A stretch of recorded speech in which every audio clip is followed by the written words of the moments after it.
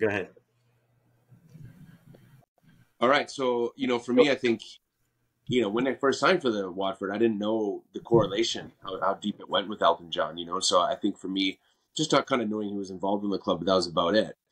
But then, you always know when he's in the stadium because people just tell you, or this the vibe just grows, right? And so I had heard that he had been in the stadium. It was my first season, and he was in the stands that day, and like you always kind of know he's there, but like after the game, he comes into the locker room, and I'm sitting there in my underwear, hanging out, doing whatever after the game, and all of a sudden I hear, he comes in with his entourage because he's got minders, and so it's like he never goes anywhere on his own, and that's fair. So he all of a sudden I hear in his voice, like his voice is so unique, and he's just like, "Where's the American?" And I hear this in the background, and I'm like, "Wait, like." How is he? I'm the only American in the room, I think. And so, like, I'm like, I think he's talking about me, but why is Elton John talking about me? You know what I mean? I just signed up.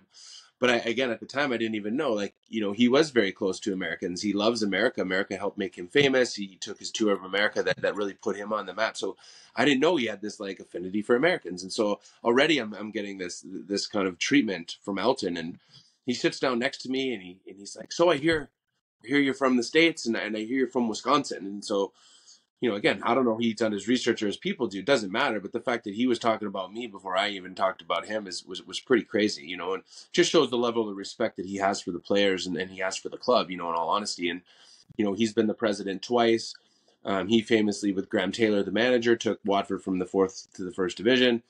So he's been a legend at the club, and he grew up in the terraces as a boy. So, that's his affiliation with the club, and it really does run that deep. It was one of the ways that he really connected with his father, who never really connected with him outside of his music or with his music and all the other stuff. And so it goes really deep with Elton. And in a way, it's beautiful to see someone of that stature really care so much about a little community club. You know what I mean? And I think, that's what really makes this game special, and especially our relationship as it grew.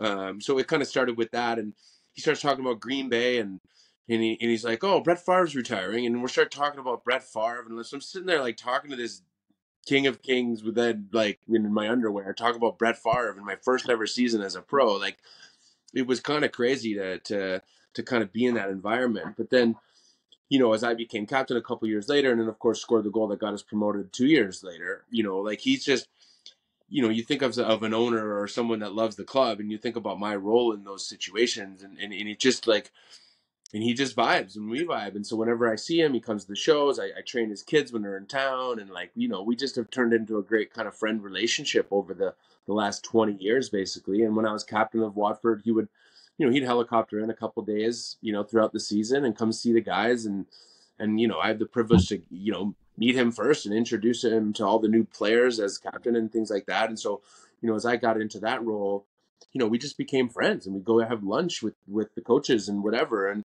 within that, you learn a lot about his care and love for the club, but you also learn about, how deep it goes with someone like that who doesn't really have to care. You know what I mean? Like, he's up at 5 a.m. watching games. He's he's sending emails to the owners going like, "Sell the goalkeeper," like, stuff like that. So, it's just, he's just one of those guys that's just so, he's just so charismatic. And then when you put that to the club that you actually got to captain and play over 200 games for, it becomes a pretty special relationship. And it's still continuously, like he comes to Vancouver every now and then, and I get to see him, and I got to introduce him to my mom this year. It was her birthday, and when he had the show, and, he shouts us out on stage, and, he doesn't do that for anybody. So it's a pretty cool relationship to be in. That people like texting me after the show, like, "What the hell? Like, what is that?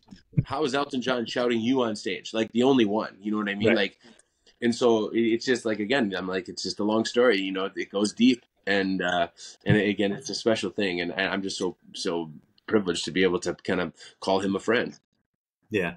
Yeah. Talk a little bit about like the role of being a captain of a big club like that, or I guess it became a big club while you were there, really.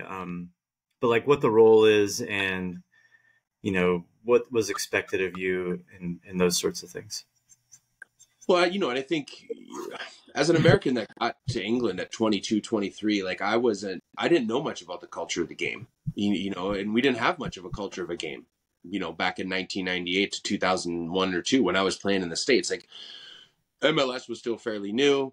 We had a lot of, cultural work to do. And I think when I got to England, that's really when I started to learn about football culture. I grew up in Green Bay with the other football culture. And so, I didn't really see how those correlated. But then when I got to, Watford, that I did. I saw a small community club that really cares for its players and its community, and it's a family run club. It's just like Lambeau Field is to the Packers. And I think, when I could see that on a soccer level, it really drove me to kind of be a deeper part of that. And I think first you got to make a team, then you got to earn your stripes, and then you can talk about leadership. The English will never let you lead until you're ready.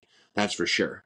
And I think, those first couple seasons, I was able to show the type of player that I was, the type of player that belonged in those types of terraces and at that kind of club. And I think that relationship was always pretty solid. I never had to, go deeper than that, because I was already there. But in a way, when you can start to practice it and be a part of it, that's when it becomes really special. And I think as an American to captain an English club, it is rare. It's happened on a very few occasions throughout the history of Americans playing over there. But in a way, it becomes the ultimate privilege because you see how deep it is. And when you become a leader in those environments, you see how much of an impact you can make. You see how much people care and how it really does drive their week, and it drives the whole culture of the town. And that's rare because in America, we don't have that. We have, an NHL team that drives the town, or we have an NFL team that drives the town. And now for the first time ever, we're starting to get soccer communities that drive the town. And for the first time ever, we're starting to understand what that's like.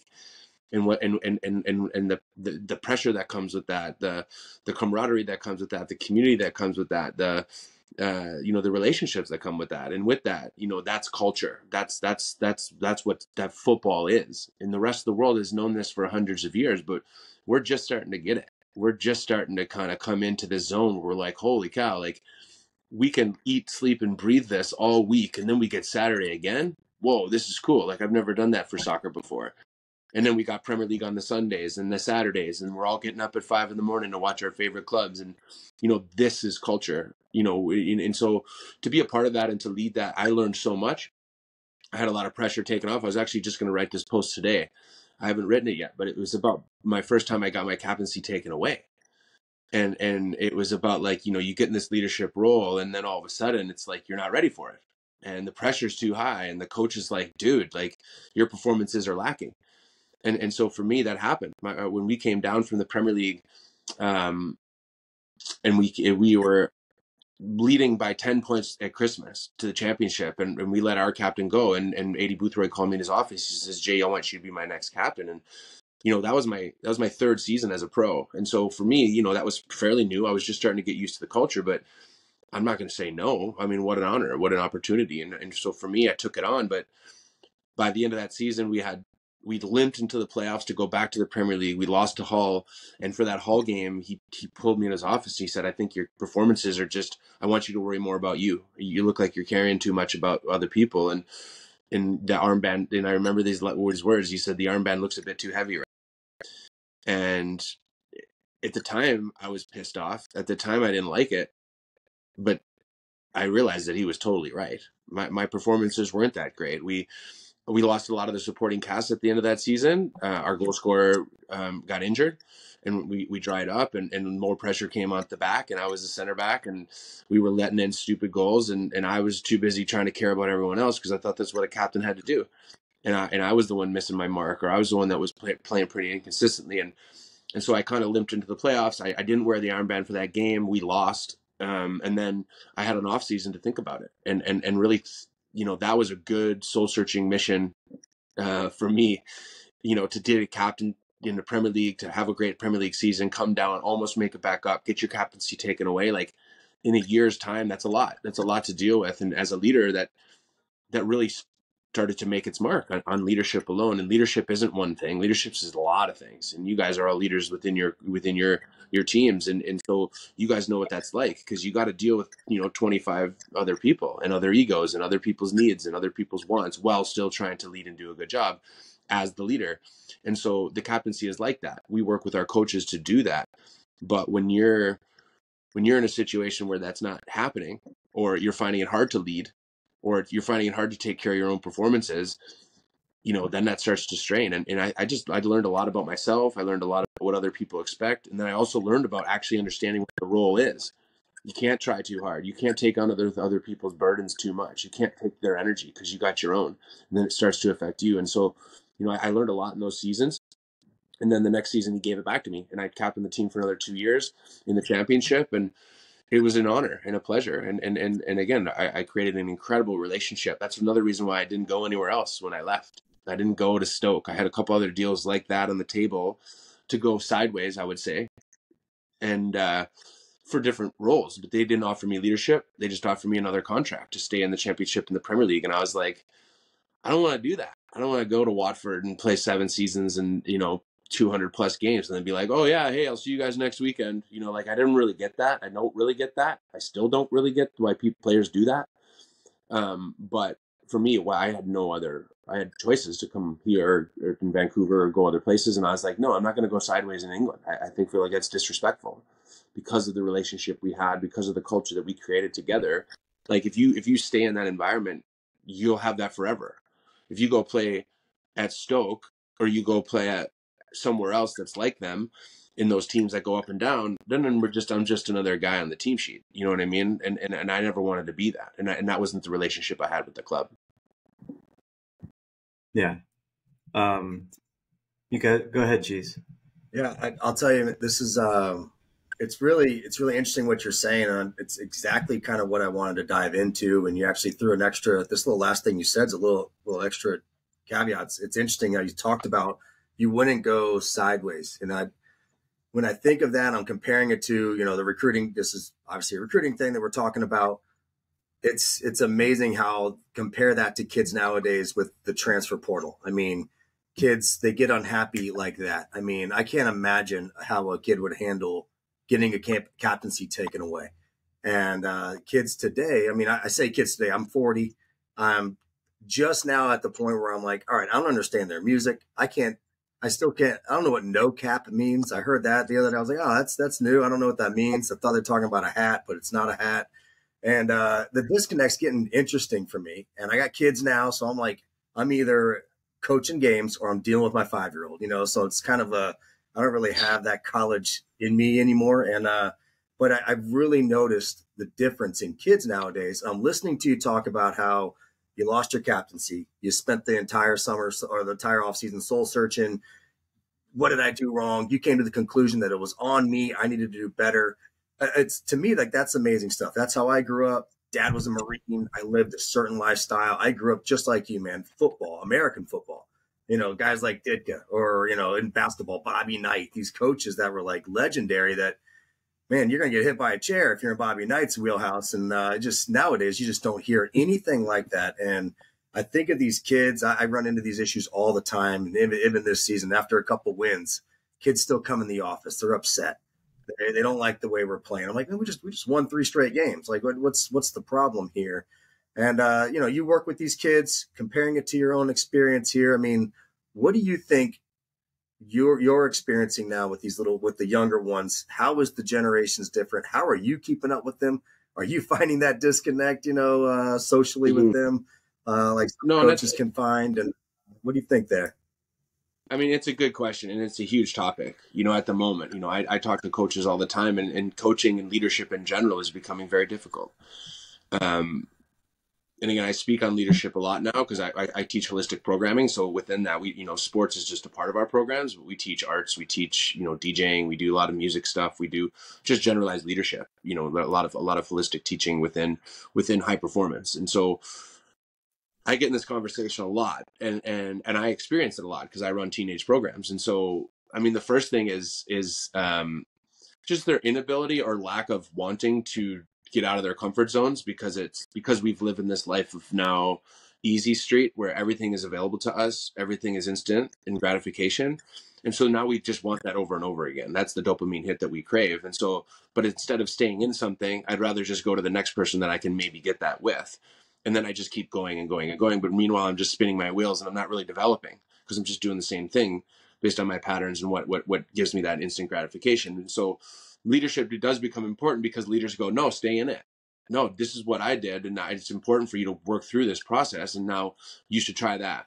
And if you're a good leader, or if they respect you, sometimes they'll listen, but sometimes they don't, because their support system will tell them otherwise, or their parents will be like, no, it's fine. You get the transfer portal is open. There's these 3 coaches that are telling you that this is what you should do. Again, it's hard not to say one way or the other, because opportunity is real. And I mean, imagine the parents that have way more opportunity than we used to have. Like we had one state university that would maybe take a chance on us, and maybe a D3 or whatever. Like now the network is just vast, and there's places you can go, and I would say the competition has become greater, because we used to just stay in our own states. Now you can go everywhere and anywhere if you have the internet. And so with that becomes a bigger pool. But again, I go back to the source, and that is, how do you create more belief and a mindset for kids to start to understand that it's their journey. And so then they start to rely on themselves to make decisions at 18, 17, 16, where they are capable of making their own decisions. But the development to reach that becomes the crucial point. If you know how to self-lead, you can make your own decisions as a young person. And I mean like 18 to 22. Like I'm looking into high school, early college. Like this is where we should start being able to teach young people that at that age, you're on your own. Go get it. Find out what you are. This is where you live in this world of work ethic and taking things on. So by the time you're 23, you're a pro, or at least you're starting to get your feet wet in professionalism. That's cool. That's a good path. But now we're like at 15, you're like, oh, you didn't make it pro yet? You don't got pros on your list? How college are you going to go to? Like we're already thinking about pros instead of like, you're 15, let's develop the shit out of you so you can figure it out by the time you're 18 or 19 and go have some good mental health and go in and challenge yourself to whatever it is that you so desire. It doesn't matter. But at the end of the day, are we teaching skill sets enough where that range is big enough where they actually have decisions? No. Are we teaching a skill set to a certain high performance? Yes, but now we're not teaching the mindset with it.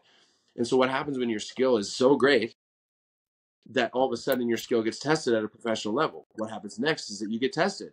And what happens next after that is that your mindset starts to be and if your mindset isn't there, that's where you're going to fail. Who cares about the skill set anymore? Because your mindset wasn't there with it, and now you're not high performance. And so with that, like I believe that at that age we start to teach mindset more. We got to put more effort into teaching the mind and teaching thought process, and to think about how to take on adversity. It's not the adversity itself. That's the shitty part. That's no one wants to do until it happens. But we can prepare for it. We can talk about it. If this happens, then, or what have you thought about if this not working? Have you thought of, and again, when you can introduce that idea in a lighter way, or you can communicate failure before it happens, then what happens next is the failure happens, because that's guaranteed. And then what happens next is that kid goes, oh yeah, shit, I've talked about this before. I've talked about failure. I remember having that conversation with coach. Maybe this time I'll just practice that, even though it's hard and my parents are telling me to move, or I'm not happy here. But I remember talking about this, and I remember seeing that story of that basketball player that took it on. And this is where the storytelling of others becomes important too. You can't take on the burden alone, because they might not relate to your burden as much as they'll relate to the NBA player that actually just got dropped from France that does some other thing. And this is why storytelling becomes important. And that's why I bring in a mentor of the day, because it's not just my story. If I'm just sitting there alone in my pillar of this experience, then I'll lose half the room anyway, because they're not going to relate to me because their stories aren't like mine. But if I could put a story in of some other coach that's done something, or some photographer that's just done a photo shoot with Lamborghini and what's it like to shoot $1 million cars, cool. Well, I actually like cars. And that all of a sudden that photographer starts talking about how he broke into the industry and he got 3 contracts that didn't work for him. But then eventually he broke through those and he got the Lamborghini contract 2 years later. And now he made $100,000 in a day. You know what I mean? Like, okay, cool. That's high performance storytelling, but it's also breaking through adversity. And so all of a sudden that kid in the audience who doesn't really care about soccer, or it's a second interest because he really loves cars, now understands that adversity is key, and because that photographer taught him that. And so now it just becomes like your teachers to this environment become more important, because now it's like we have this instant gratification and relation that we need if I'm 15 and I want to listen. And so if I want to listen, I got to get something to open my ears. And if you can't do it, coach, then I might be able to, or if not, then maybe Scott can. And if not, then Brennan can.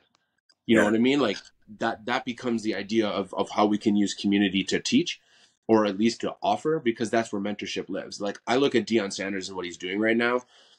Like, say what you will about his personality and his character, but I love it because what he's doing is putting people under pressure in a supportive way.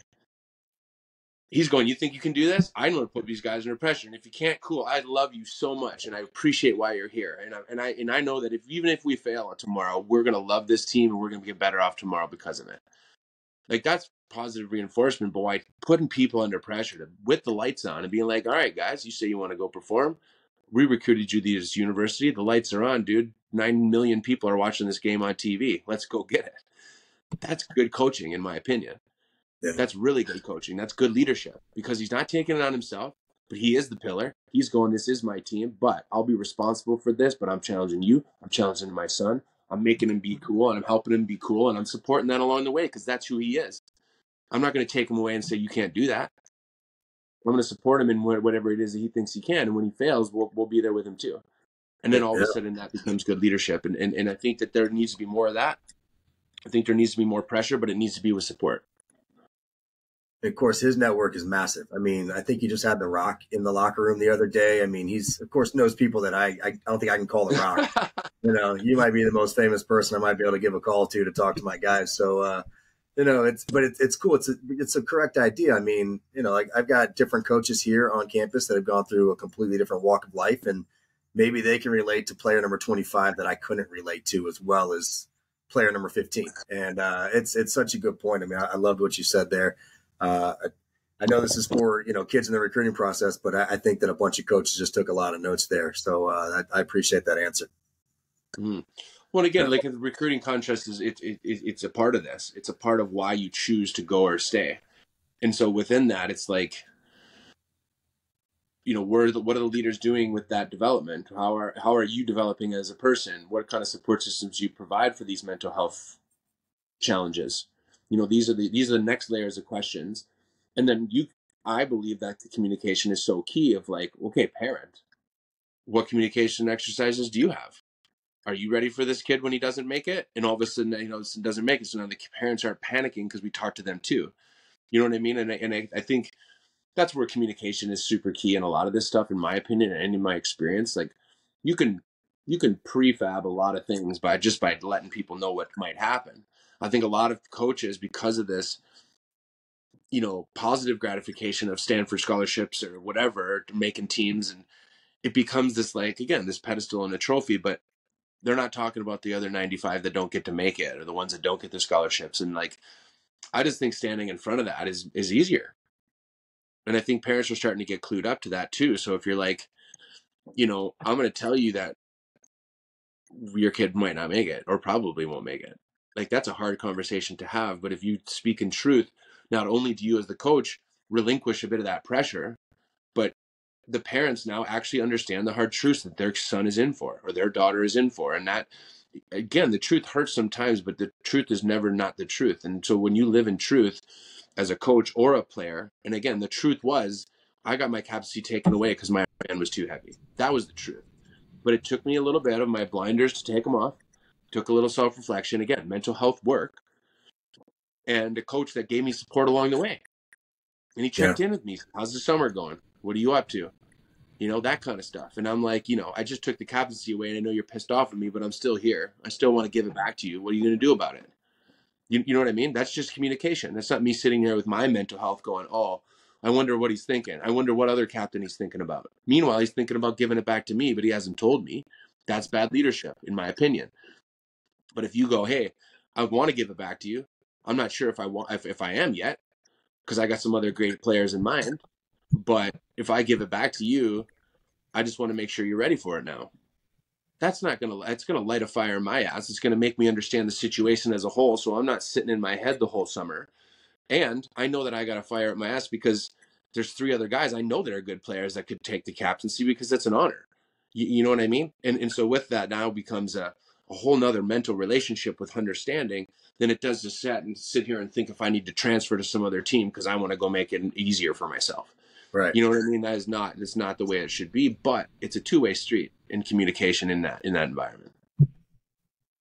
Couldn't agree more.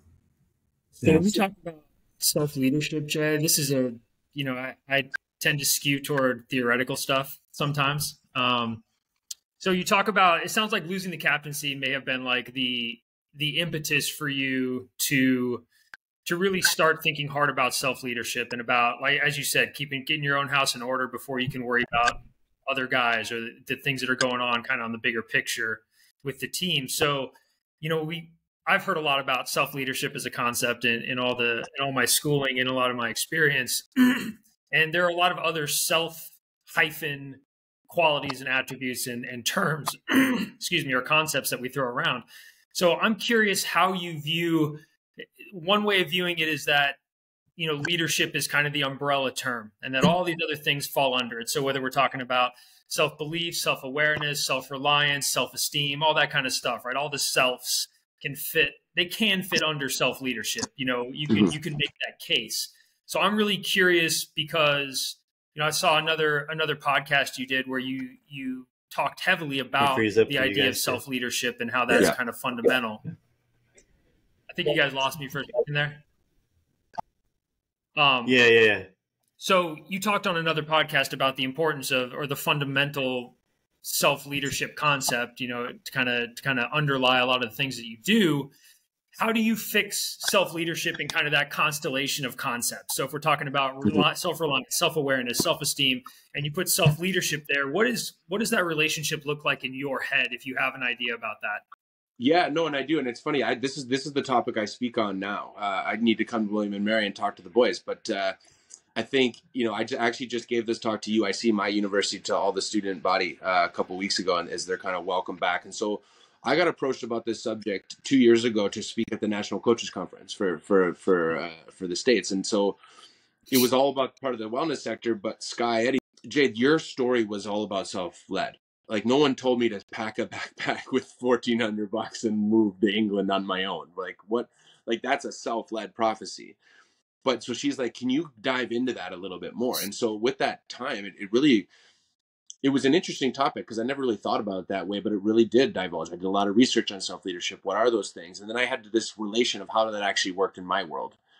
And so I do this whole talk now on self-leadership of how you can start to unlock yourself. To your point, like, you can't, until you clean your own house, you can't clean anybody else's. And I like the way that you put that. And I think it's so important. And so for me, I've broken it down into 4 steps, and each one really unlocks the next. And so the first one of to really truly start to unlock self is intention. Like, why are you here? Like, what do you want to get out of this season? What do you want to get out of this sport? What do you want to get out of whatever? All of these things come back to an intention that allows you to understand why you're in the room. Is it because you just hang out with your homies and it's fun for you? Because you know that your future isn't in soccer and you're trying to, just be social. Cool. Great intention. It's because my dad has been telling me for the last 10 years that he wants me to go to this university, and I really want to just make him proud and do that. Cool. That's a cool intention too. And all of them are different, and some are scholarship based, some are fun based, some are social based. But if you don't know, start back into why. Like, that's your number one why. And so intention starts it all. From there, now it goes to self-awareness. And awareness isn't just of self. Awareness is what's going on around you, the environments that you create. I tell a lot of stories about when I first got to England. If I was unaware and I was just this like loud American dude that likes to party and play hard, like, I probably wouldn't have respected the locker room. I wouldn't have respected that environment. But I was sitting with the youth club. I was last in line at the meals. I didn't say a word until somebody spoke to me. And if I was asked, I would speak up, because I had to respect the English environment, because they are already walking into that door with my intention to play professional soccer. My awareness created this shut up and don't say a thing until you play, and you play well. And if you get spoken to, speak back. That's respecting of the environment, because I already knew walking into that door as an American, I was not getting the respect that I deserved, because they didn't think Americans can play. They still don't, really, but they're starting to finally learn. But at that point, they didn't. And so I knew that. And if I wouldn't have respected my environment or being aware around that environment, I never would have, I probably would have been different in that locker room, or I would have been received different in that locker room. And so, like, I always try to relate stories to where I was and why. And so that unlocks the awareness piece and why awareness really helped me. And then as a player, how did I get aware? How did I just play to my strength? How did I not play to my weaknesses? That was awareness. I'm not playing that 40-yard switch because I wasn't ready for it in my first championship games. That's a ball I need to hit. I'm aware of that, but I'm also aware that I can't hit that in a game. I'm going to hit that 10 times in a row in training before I hit that in a game. Like, that's awareness around the subject, but it's also awareness around the environment. So like I do a lot about awareness. Awareness now starts to unlock the third piece, and that's confidence. Like, that's confidence in self. When confidence is the skill sharpening zone where you know kind of why you're there, you like why you're there, you're aware of what the environment makes you there, but now you got to work. And that's the confidence piece that starts to build when you're in the confidence phase. You're learning to play those balls. You got 9 starts in a row. Your confidence starts to ooze out. And then now you're confident in your abilities. You know which swords to play. You know which swords to sharpen. But you're still confident in those things. And with that, that's going to come with this confidence of being. From there, now that unlocks the true belief. And when you believe you can, you will. And so belief is the true version of why you achieve things in this life, because you think you can. When you believe that you can, you will. But true belief is actually something that's really hard to unlock. How many players do you know that think they can be pros? Hey, do you believe that you can? They're all like, yeah, coach, 100%. You know, I know, they know. But the idea is when you can unlock those things because you've done the work, you've sharpened swords, you've put swords away that no longer serve you. You're aware of what makes you good. You're aware of what you need. You're aware of how to communicate. You know why you're in the room, and you have goals and vision set at the intention phase. Now you can manage that situation, and that situation is unlocking your true potential and a true belief that you can go and be or lead or do whatever it is that you desire. But then once that happens, now you actually unlock the second part, and that's the rest of the world. How do you create interpersonal relationships? How do you lead others? How do you become a captain? How do you deal with fans? How do you go to class and be on time? These are outside factors that you sometimes can't control, but you need to start controlling in a self-led world, because now you actually know how to lead yourself. But now you got to deal with all these other interpersonal relationships. You have to deal with all these other things. And so within that, it's like, how do you unlock those with this true self of being in a belief state?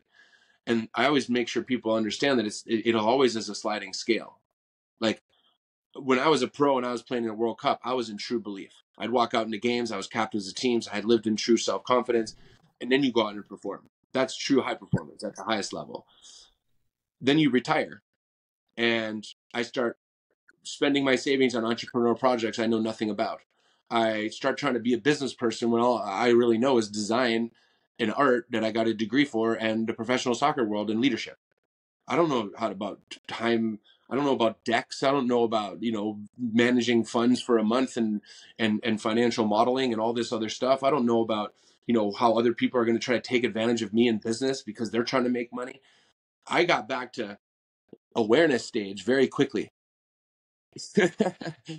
And all of a sudden my intention was still there. I knew I wanted to step into new things. I knew I wanted to use my degree to be creative. I knew I wanted to still coach. I knew I wanted to start a foundation based on my beliefs in the rise and shine mantras of what we create in this world. I knew those intentions, but I was very unaware of what it took to actually be good at those things, get confident in them, and now believe that I can go and be that in all those professions. I made a lot of mistakes. I'm still making a lot of mistakes, but now I'm teetering between awareness and confidence right now. And I'm 5 years in. You know what I mean? And so with that comes this teetering of the self-leadership scale goes like this.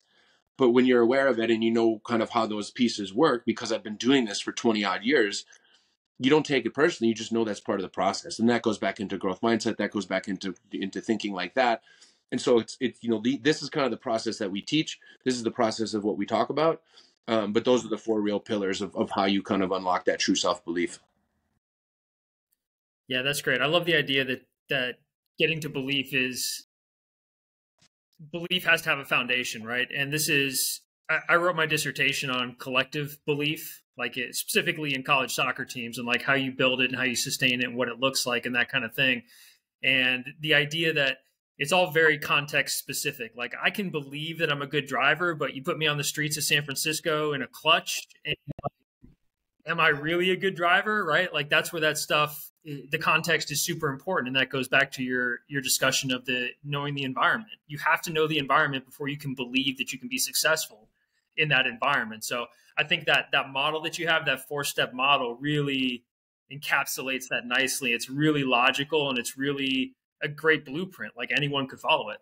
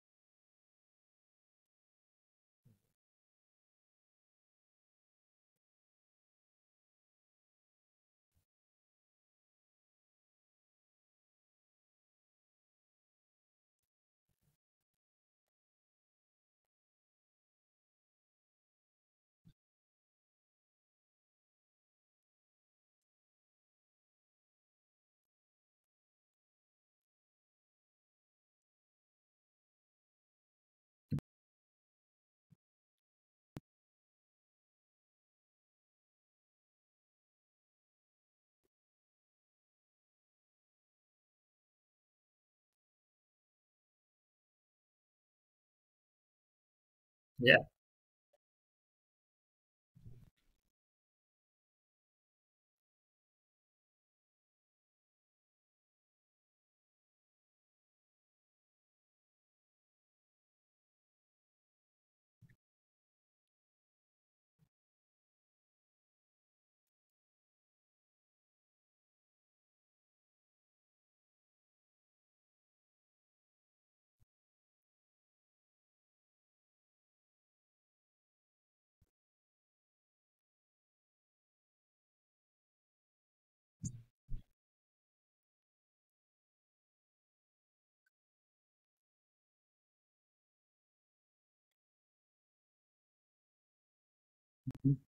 Yeah. Yeah.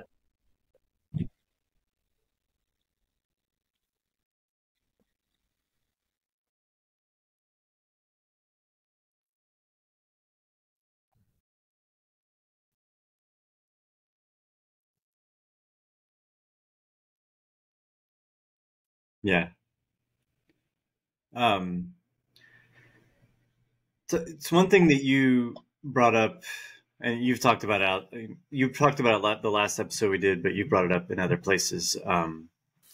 Was like not taking things personally and just understanding that that's part of the process, and failure is a part of things, being rejected is part of things. And talk about like how you came to that realization and what your process is in dealing with the negative side of things, so to speak, shifting into a building process.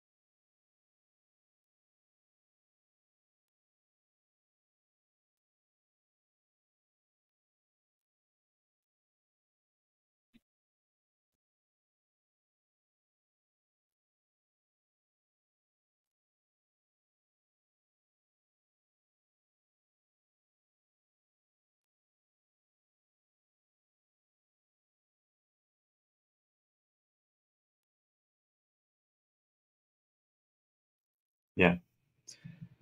Um,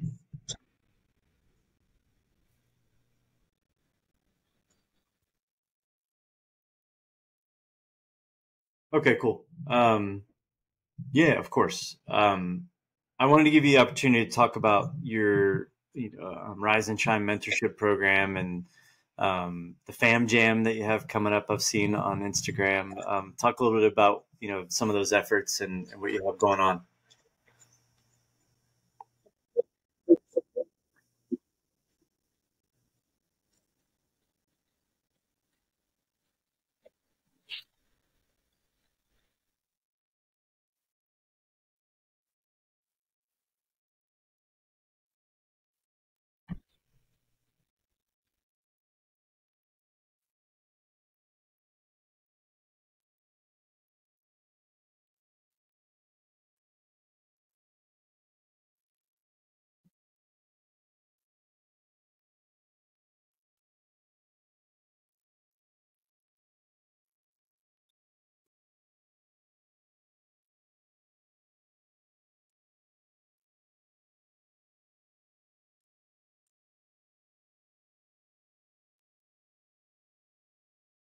Hmm.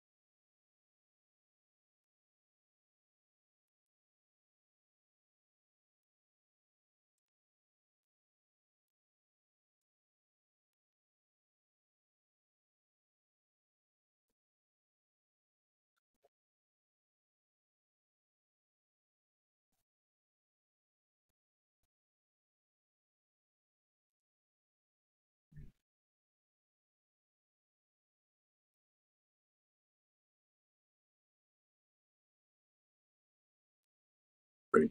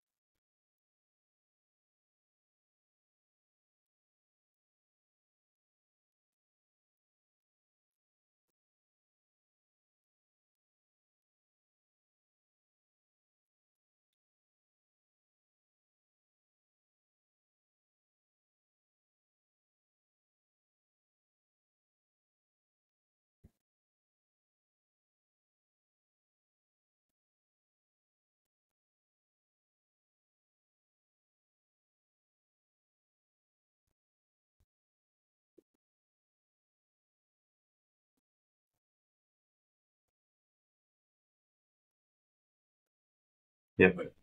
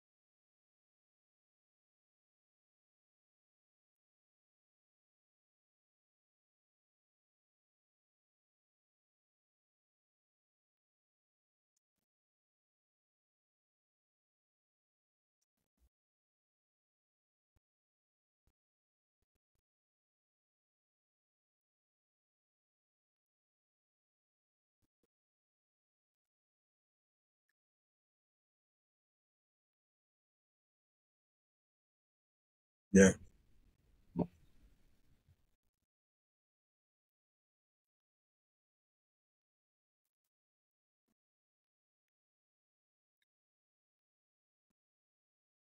Yep. Cool, man. You got to go. So, good. Yes, yes. Yeah. Right. Yeah.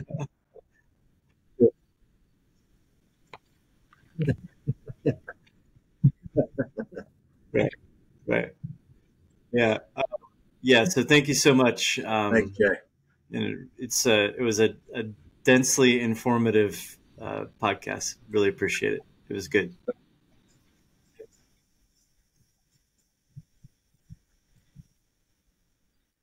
Yep.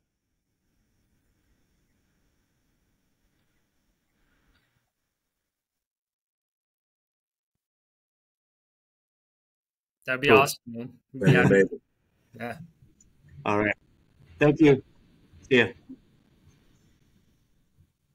You're like 70 something percent uploaded.